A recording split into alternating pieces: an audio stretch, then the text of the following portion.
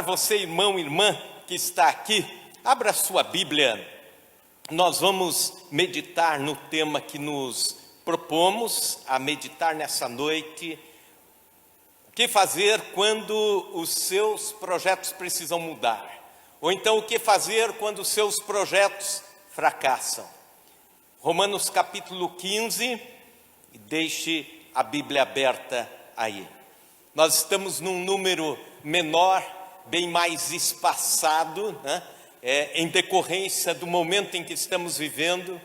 E eu gostaria de desafiar você, irmão e irmã, que enquanto nós cultuamos a Deus, imagine você, ou tenha a certeza absoluta, que os anjos do Senhor estão neste local. E que nós estamos aqui em poucas pessoas, mas em muita adoração. Amém? Você crê assim? Aleluia. Romanos capítulo 15, versículos 20 indo até o 29.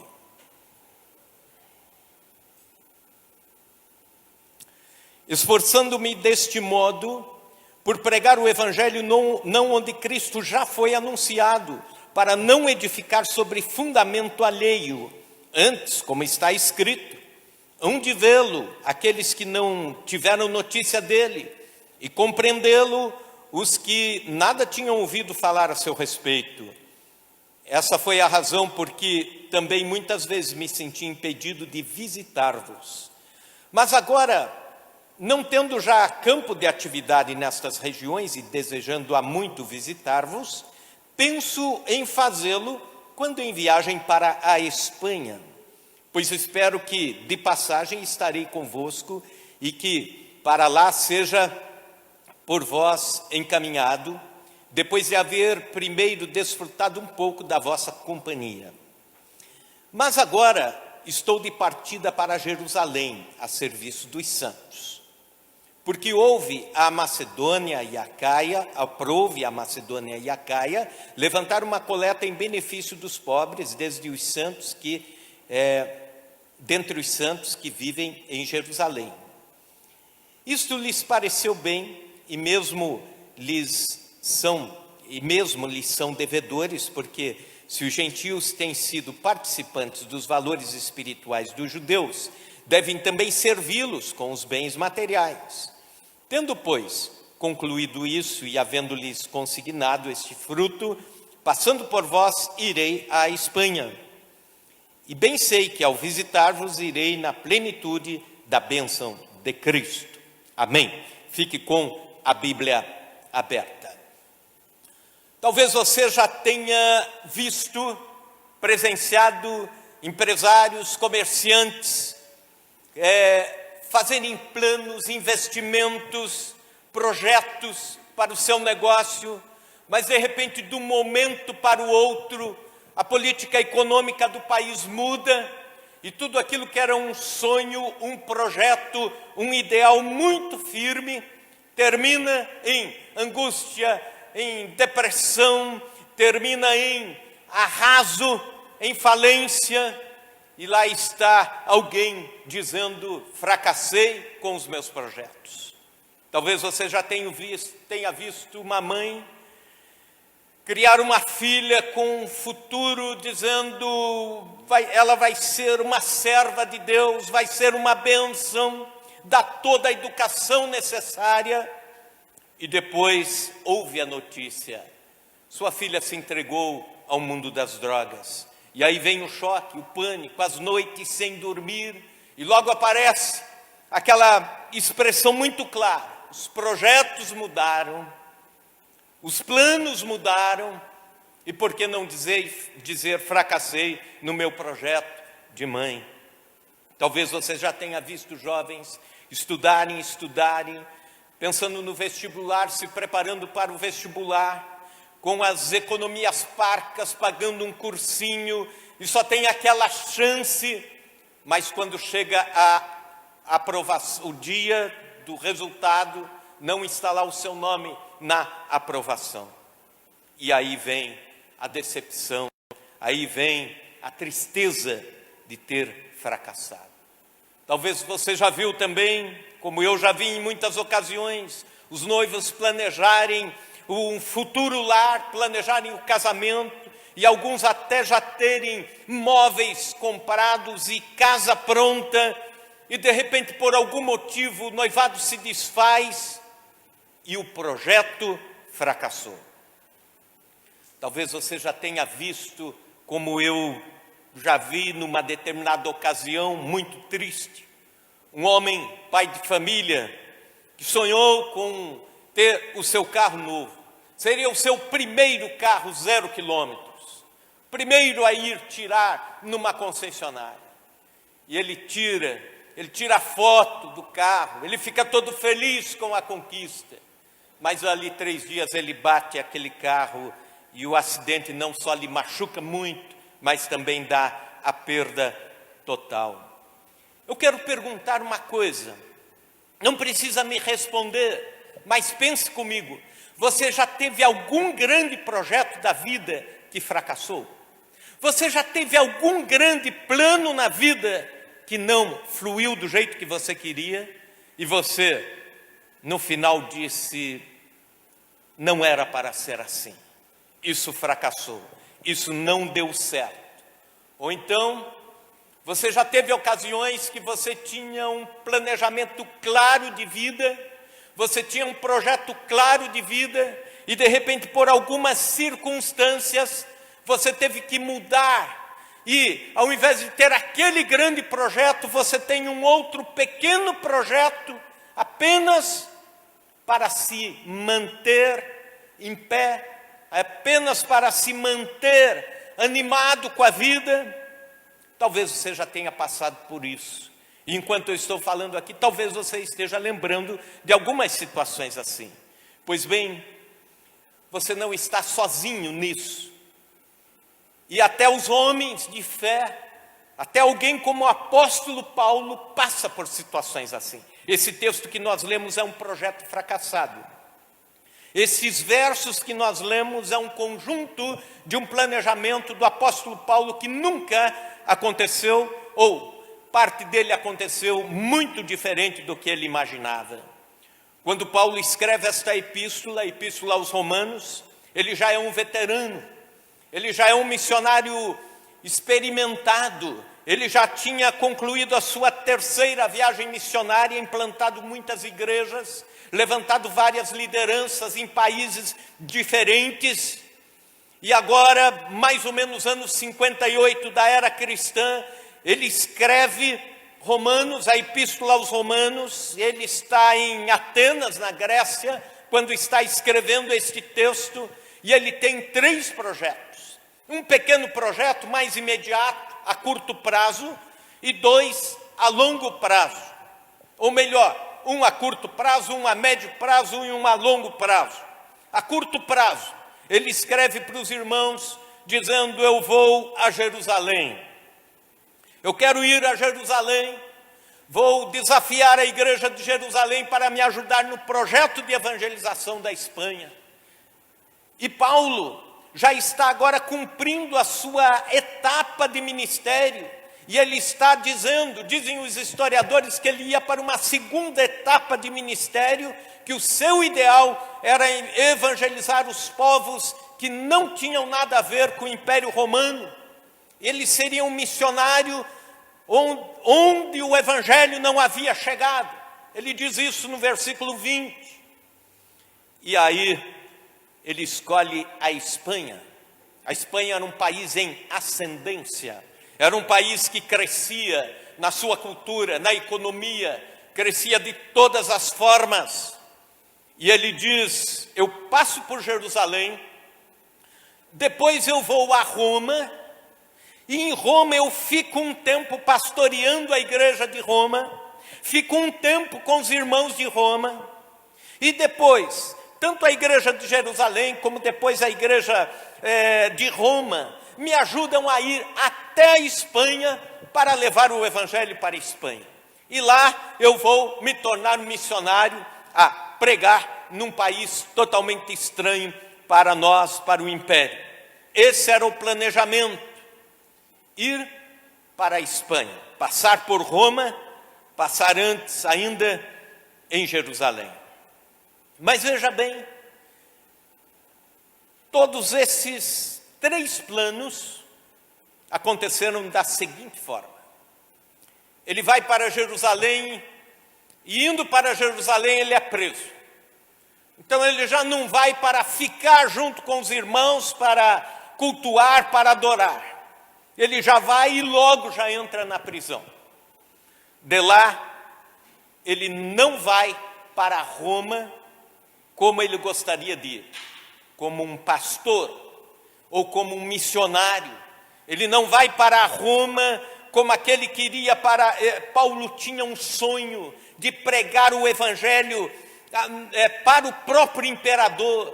Esse era um sonho de consumo de Paulo, e ele cria que se ele pregasse para o imperador, e o imperador César se convertesse, o evangelho seria conhecido no mundo inteiro. E isso não acontece. Ele vai para Roma, mas vai como prisioneiro. Fica em Roma durante algum tempo, mas como prisioneiro. E lá ele é julgado, e lá ele é decapitado. Ele morre. E nunca foi para a Espanha. Planos que se frustraram. Planos que fracassaram. Pois bem, 3 projetos que não aconteceram do jeito que Paulo gostaria que acontecesse.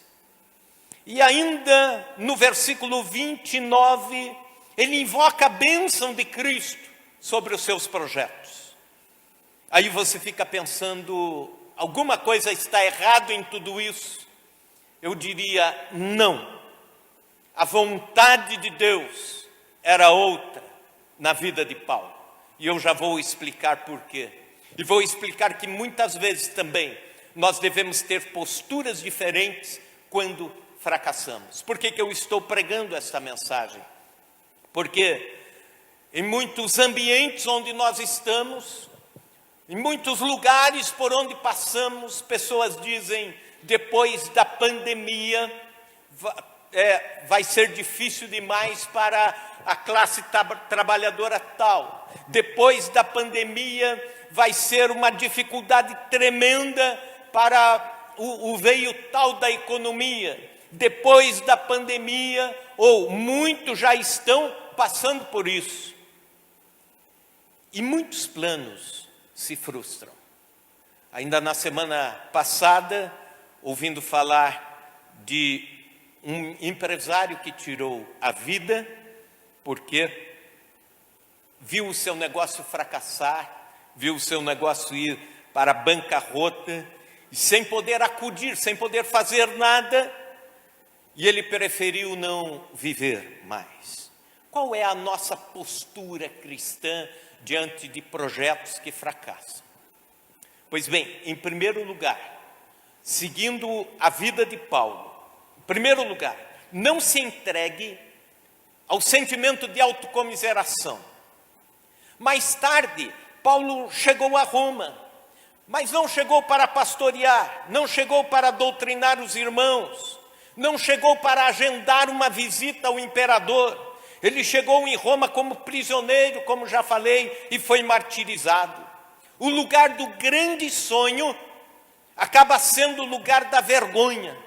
Onde era para ser o sonho de consumo, acaba sendo o lugar da desilusão, o fim da linha. E Paulo poderia amargar a vida. Ele poderia dizer, coitado de mim, por que Deus permitiu isso? Por que o Senhor permitiu? Eu tinha planejado, eu queria, eu orei por isso. Os irmãos de Jerusalém oraram pela minha passagem por Roma, os irmãos estão orando, e por que agora tudo acontece como ao contrário daquilo que eu tinha planejado? Ele enche o coração de certeza de dever cumprido. Veja a postura de Paulo.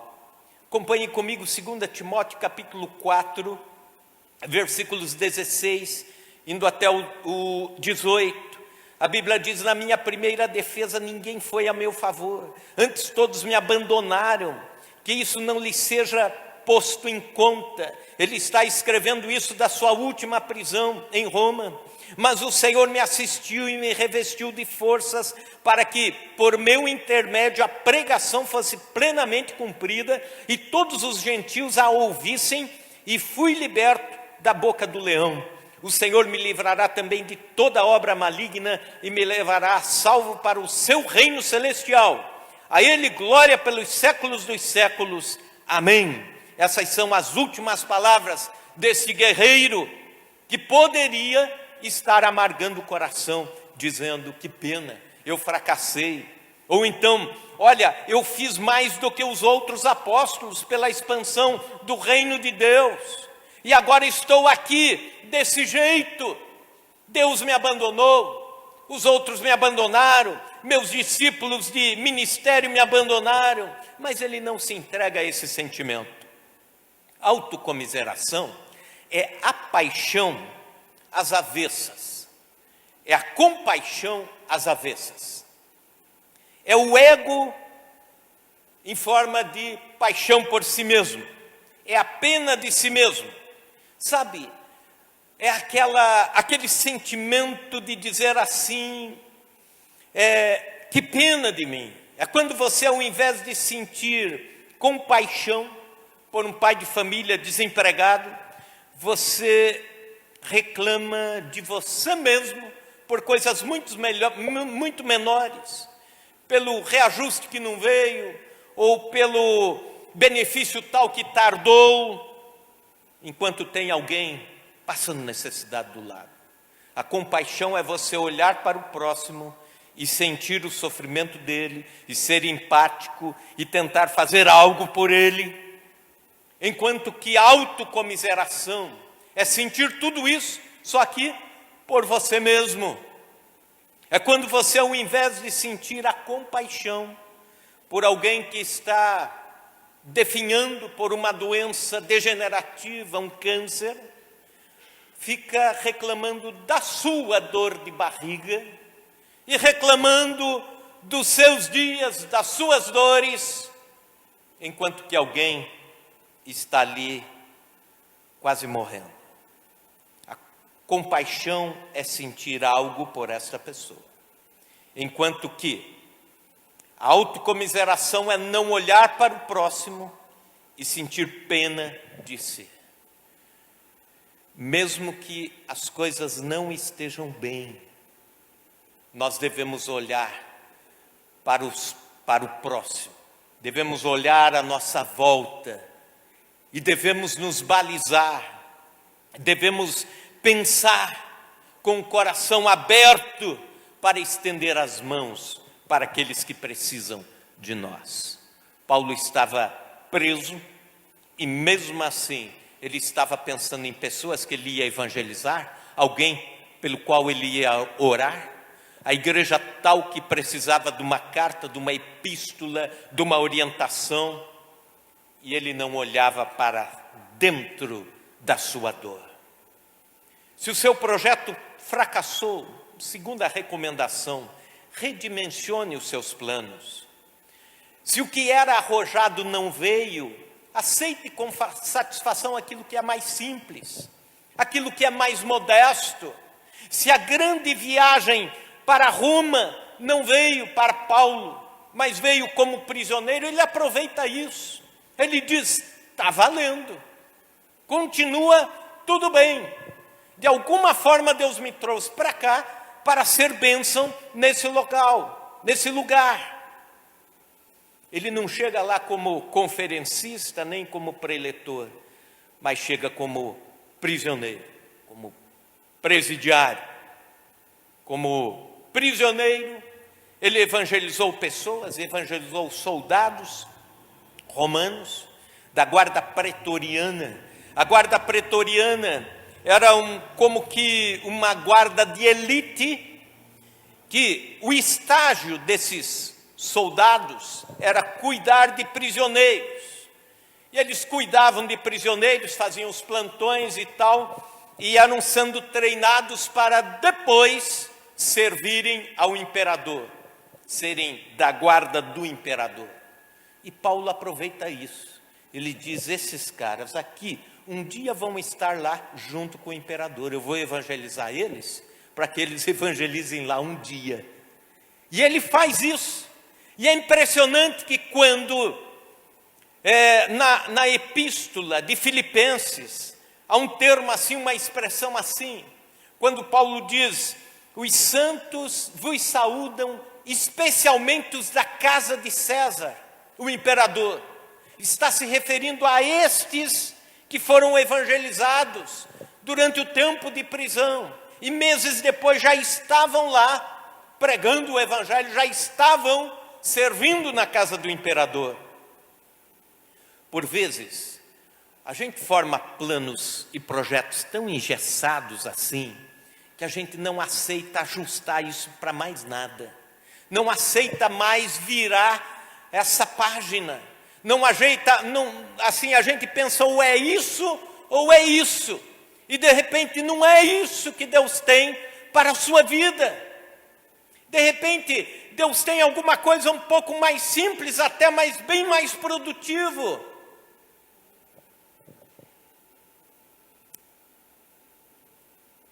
Existem pessoas que formam sonhos e ideais tão congelados que não aguentam viver qualquer tipo de reajuste nisso.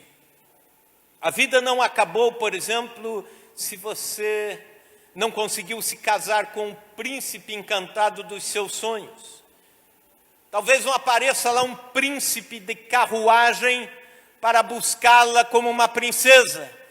Mas quem sabe Deus vai dar um homem fiel, trabalhador, crente, andando de fusca, mas vai ser o marido da sua vida.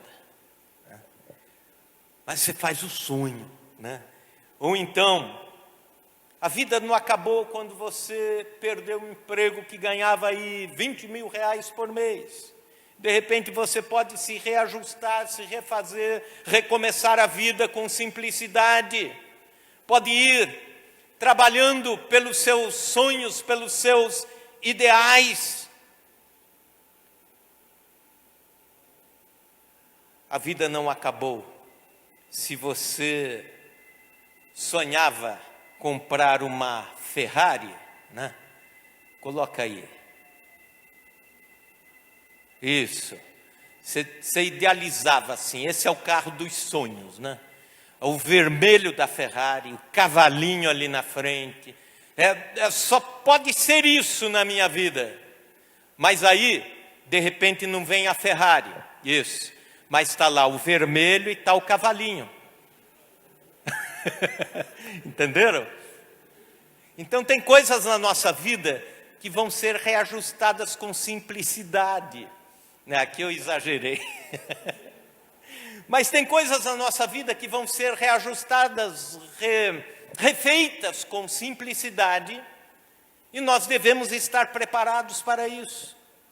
Devemos estar preparados para continuarmos a vida, continuarmos o nosso jeito de ser, sem amargar o coração.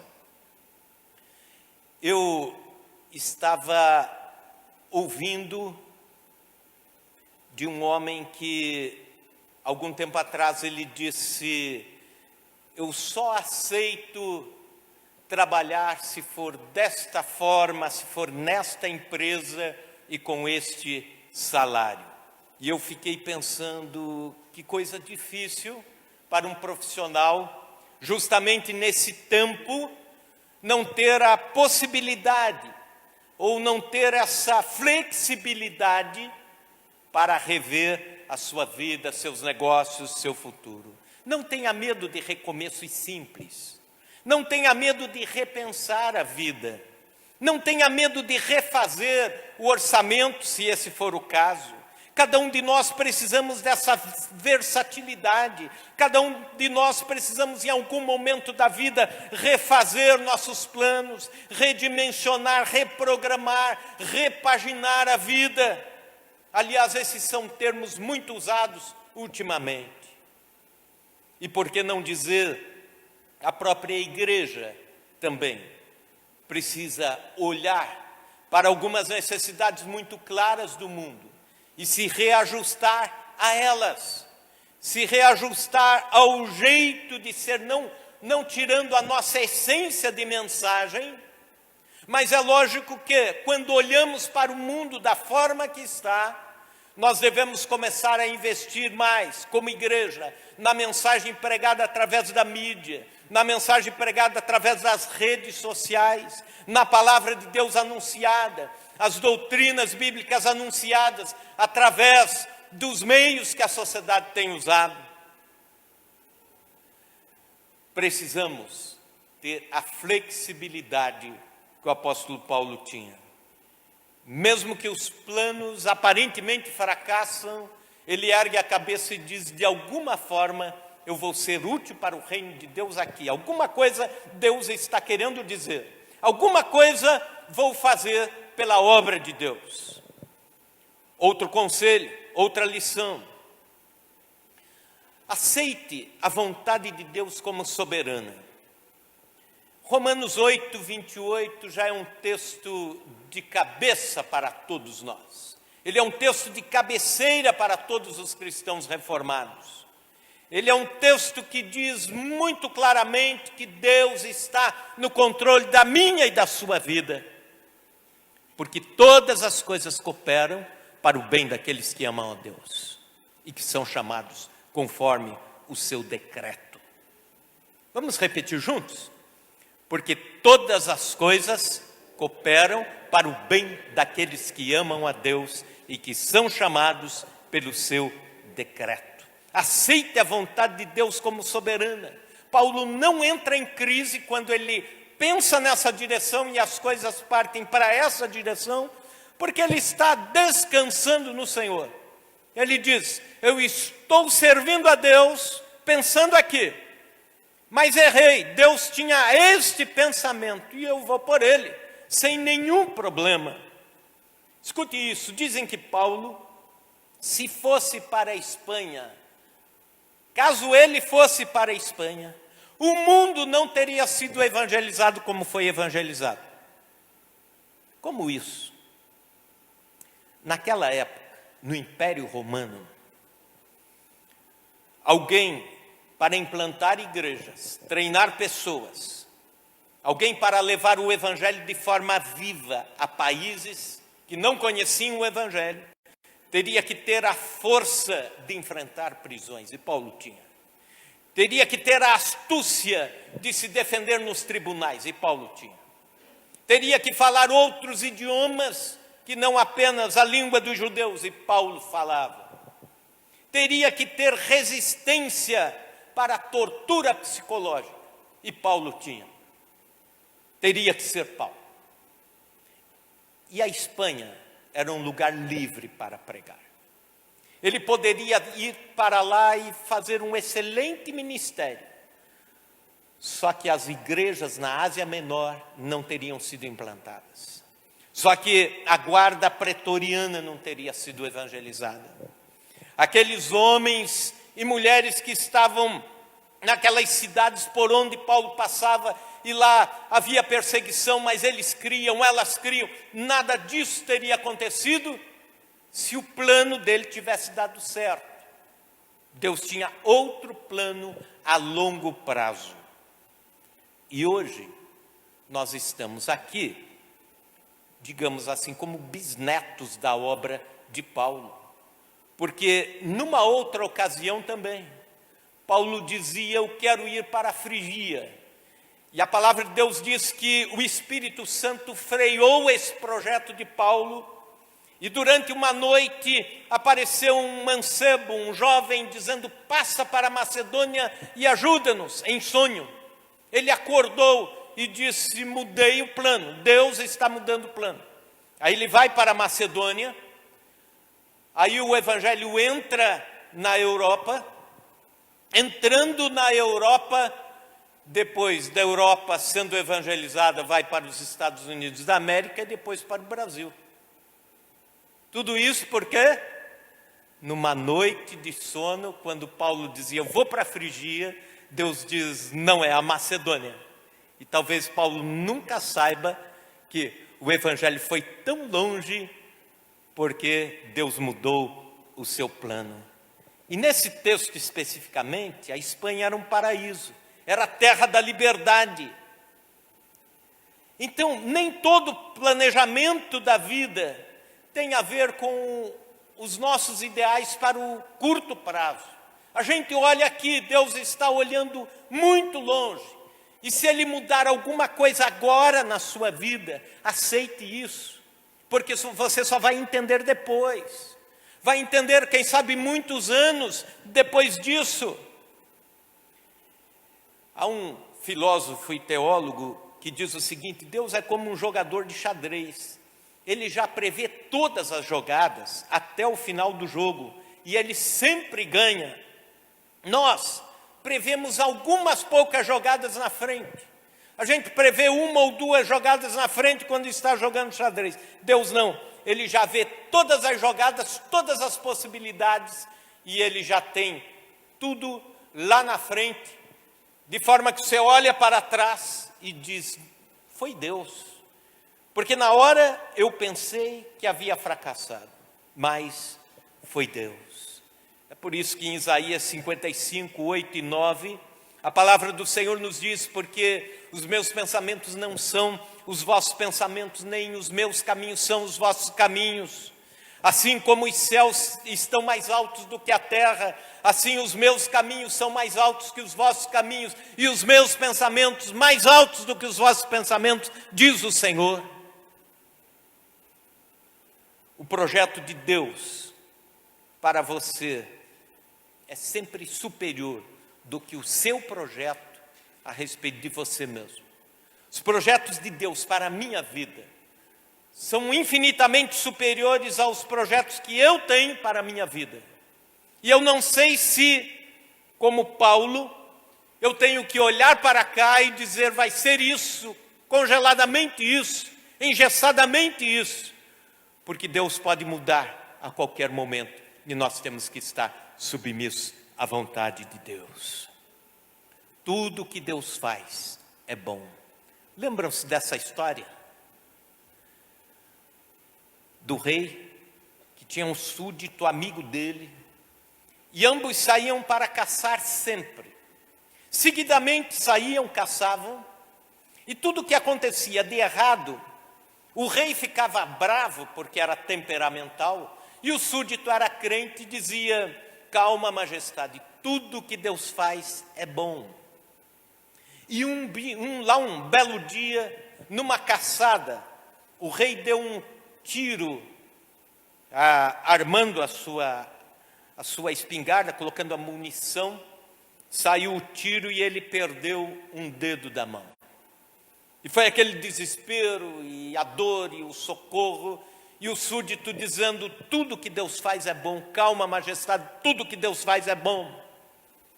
E aí o rei furioso mandou colocar aquele súdito na prisão. Falou: caramba, eu perco meu dedo e ele vem dizer que isso é bom, de alguma forma isso é bom, que vá para a cadeia. Foi para a prisão, o tempo passou, o dedo cicatrizou, ele saiu para caçar, e lá um belo dia, numa caçada na floresta, uma tribo de canibais pegou o rei. E já estavam colocando ele no caldeirão para cozinhá-lo, comê-lo, né? Era o jantar daquela noite dos canibais. E de repente um sábio antigo ali da tribo olhou e falou: nós não podemos matar e comer este homem, porque ele não tem um dos dedos na mão. E na nossa tradição diz que só podemos comer se a pessoa estiver completa com o seu corpo. Ah, é mesmo? Então pode ir embora, pode ir embora. Aí ele ficou pensando: olha que coisa, se eu tivesse todos os dedos eu tinha perdido a vida. Falta um dedo, ganhei a vida. E aí ele foi lá na cadeia e dizer: contou lá para o súdito, libertou, falou: olha, realmente Deus é bom, você tinha razão, porque se eu tivesse todos os dedos na mão, eu não estaria mais aqui, teria sido comida dos canibais para hoje à noite. Mas eu não entendo uma coisa, ele falando com o súdito. Eu fui livre, né? Eu tenho uma explicação. E você? Você ficou aí na cadeia. Deus foi bom com você? Aí ele falou, claro que foi bom comigo. Se nós dois estivéssemos lá caçando, você não tinha um dedo. Eles iam te dispensar, mas iam pegar eu. Entendeu? Aí eu seria a comida de canibais. Tudo que Deus faz é bom. Repita isso. Tudo que Deus faz é bom. Se os projetos fracassaram, mesmo assim, Deus continua sendo bom. Se a pandemia fez você virar de um lado para o outro e se refazer e se reajustar, não reclame. Tudo que Deus faz é bom. De alguma forma, Deus está sendo bom. Um moço, com 21 anos de idade, entrou para a faculdade.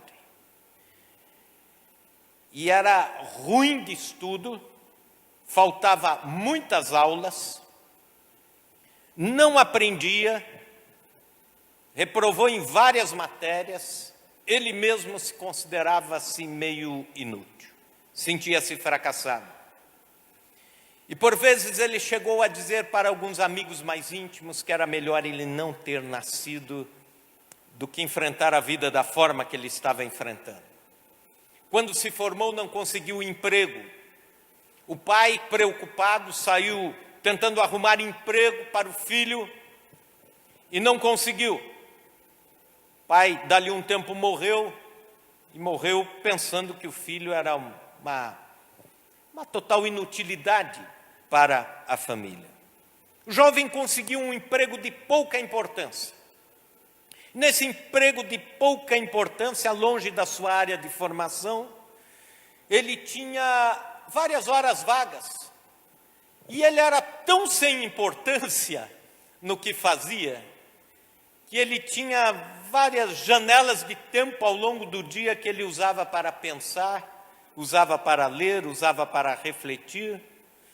E com esse tempo de pensar e de criar algumas coisas que vinham à sua mente, ele acabou fazendo descobertas que revolucionaram o mundo. Depois, mais tarde, ele disse assim, se eu não tivesse fracassado lá nas primeiras vezes, eu teria sido um profissional mediano a vida inteira e pronto.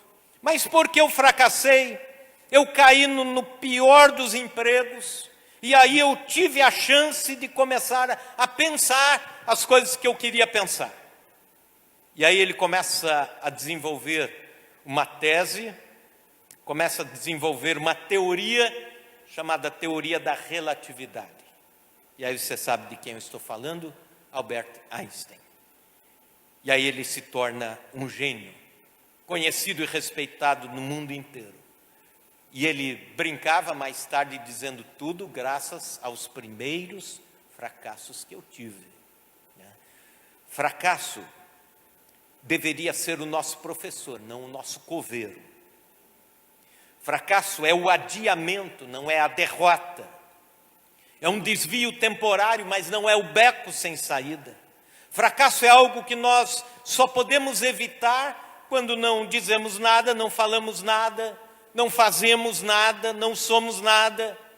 Aí nunca vamos fracassar, porque também nunca tentamos nada. Concluindo, se você tinha projetos e eles mudaram, ou se você tinha projetos e eles fracassaram, não se entregue ao sentimento de autocomiseração, como nós vimos. Redimensione os seus planos e aceite a vontade de Deus como soberana. Aleluia. Amém.